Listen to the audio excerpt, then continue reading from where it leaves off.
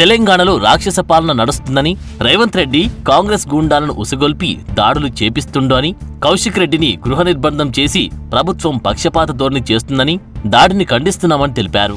దాడి చేసిన గూండాలను అరెస్టు చేసి చర్యలు తీసుకోవాలని, మాజీ మంత్రి అని కూడా చూడకుండా హరీష్ రావును అడవిలోకి తీసుకెళ్లడం దారుణమన్నారు. గత 10 ఏళ్లలో శాంతియుత పాలన జరిగిందని, కాంగ్రెస్ది ప్రజాపాలన కాదు ప్రజలను హింసించే పాలన అని, లా అండ్ ఆర్డర్ క్షీణించిపోతుందని 1985లో మాజీ ప్రధాని రాజీవ్ గాంధీ పార్టీ ఫిరాయింపుల చట్టం తీసుకువచ్చారన్నారు.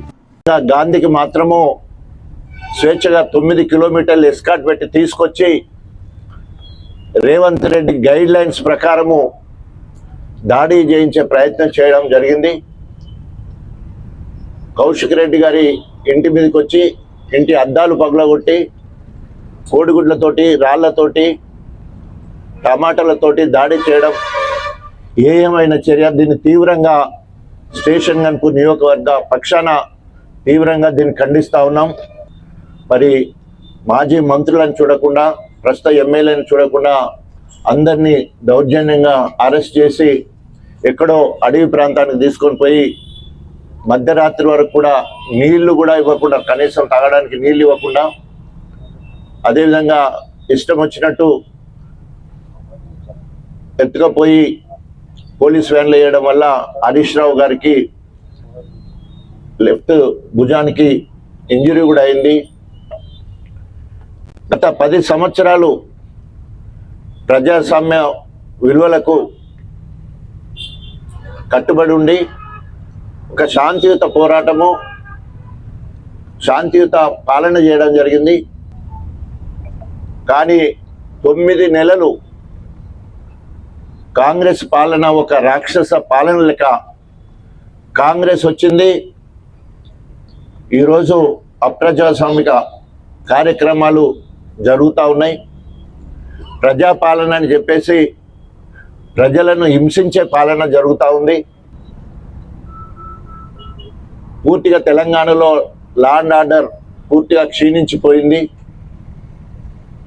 ఎక్కడ చూసినా అరాచకాలు, ఎక్కడ చూసినా నిర్బంధాలు, ఎక్కడ చూసినా అనేక రకాలుగా బీఆర్ఎస్ కార్యకర్తల మీద దౌర్జన్యాలు జరుగుతూ ఉన్నాయి. దీన్ని తీవ్రంగా ఖండిస్తున్నాం.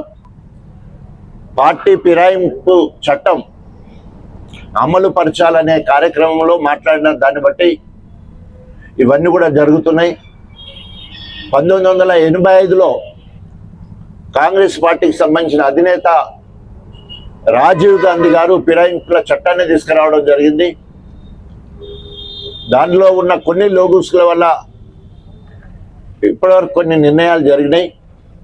తర్వాత తన తనయుడు రాహుల్ గాంధీ గారు మొన్న నేషనల్ కాంగ్రెస్ పార్టీ మేనిఫెస్టోలో ఎవ్వరు కూడా పార్టీ ఫిరాయింపు చట్టాన్ని మేనిఫెస్టోలో పెట్టడం జరిగింది.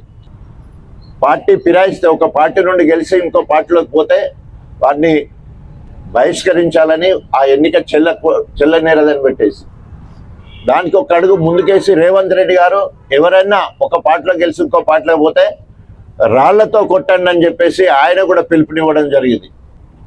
కానీ ఒకవేళ కనుక పార్టీ మారాలన్నప్పుడు ఏ పార్టీ నుండి అయితే గెలిచినామో ప్రాథమిక సభ్యత్వానికి రాజీనామా చేయాలా, గెలిచిన పదవికి రాజీనామా చేసి ఇష్టం ఉన్న పార్టీకి వెళ్ళొచ్చు.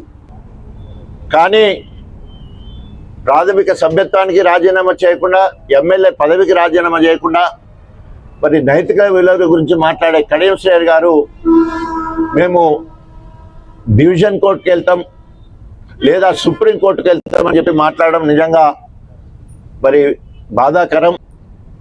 ఒకవేళ కనుక నిజమే కాంగ్రెస్ ప్రభుత్వము అభివృద్ధి బాగా చేస్తున్నప్పుడు మీరు కాంగ్రెస్ పార్టీ నుండి నిలబడి గెలవాలని డిమాండ్ చేస్తూ ఉన్నాం. ఈ 9 నెలల్లో కడియం శ్రీ గారి బీఆర్ఎస్ పార్టీ నుండి గెలిచి కాంగ్రెస్ అభివృద్ధి పేరు మీద పోయి ఇప్పటి వరకు చేసిందేమన్నా ఉంటే అది గుండు సున్నా మాత్రమే. రైతు బంధు పేరు రైతు భరోసాగా మార్చిళ్ళు.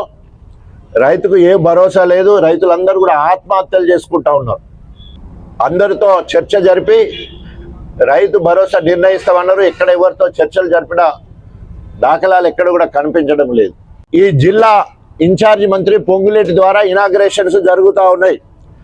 గణపురంలో ఇప్పటి వరకు ఏ ఒక్క ఇనాగ్రేషన్ అంటే ఫౌండేషన్ కానీ ఇనాగ్రేషన్ కానీ జరగలేదు. పొంగులేటి శ్రీనివాస్ రెడ్డి రావాలంటే ఇన్ఛార్జి మంత్రిగా బాధ్యతలు ఇచ్చారు, ఏదైనా ఇనాగ్రేషన్ కానీ ఫౌండేషన్ కానీ ఏదైనా పనులు జరగాలంటే. కానీ గణపురానికి ఇప్పటి వరకు రాలే. ఎందుకంటే కడియం శ్రీగారు అనేవాడు అభివృద్ధి నిరోధకుడు.